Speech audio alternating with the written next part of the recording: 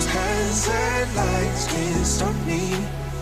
I just hold on for dear life. Yeah, I can't get. Testing, start your engine.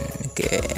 Assalamualaikum kepada ahli-ahli jemaah dunia. Hari ni kita nak test KTM Duke 200 tahun 2021. KTM Duke V2 2021 ni ada 3 benda aku suka kat motor ni. 3 benda lah aku tekankan. Yang pertama, dia punya engine and then gear transition. Frankly speaking, dia punya lembut lembut dia macam bantal orang jual bantal hotel tu, bantal Das Abdul kau nama apa dah. Dia punya lembut dia gila, boleh tertidur bawa motor. Dia macam bawa motor tapi tak ada enjin. Lembut dia macam bawa basikal kan. Lebih kurang macam tu lah. Kalau aku bohong hampa kena tipu lah. Tapi kena nak tahu rasa boleh try. Tapi ni aku punya personal view lah, jujur. Dia memang lembut, sedap. Pick up KTM ni memang aku tak payah cerita. Memang dia sedap, ngam-ngam ya.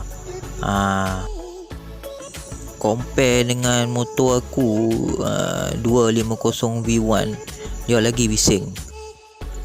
Cuma aku tak sempat try lagi atas highway nak rembat buat top speed berapa. Tapi yalah, sebenarnya aku takut sesat. Aku tak berapa biasa sangat, tak familiar sangat selayang tu. Itulah alasan dia sebab tu tak bawa pergi jauh.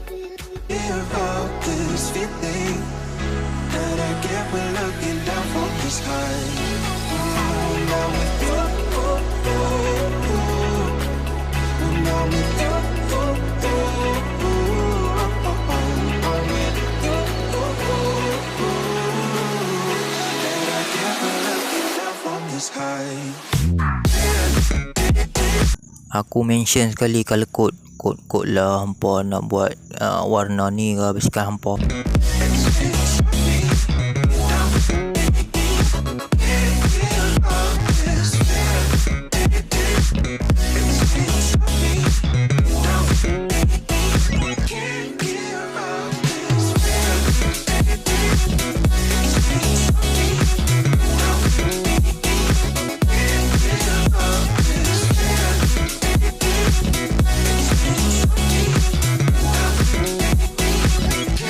Nombor 2 pasal warna dia lah aku suka. Aku dah mention tadi kalau kod dia. Nombor 3 aku suka pasal dia ada ABS depan belakang, which is yang tak ada pada V1 200 sebelum ni. So kalau hampa nak jadi macam rock bagaros, disable je lah dengan ABS ni. Tertunggang kan, nak tertungging kan, ikut suka hampa lah. Tapi kalau hampa mementingkan ciri-ciri keselamatan, biar je dia, tak payahlah disable pun ABS tu.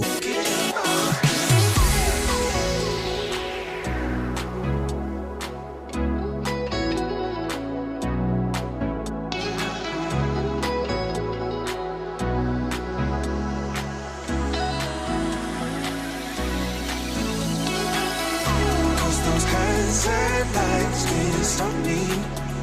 I'll just hold on for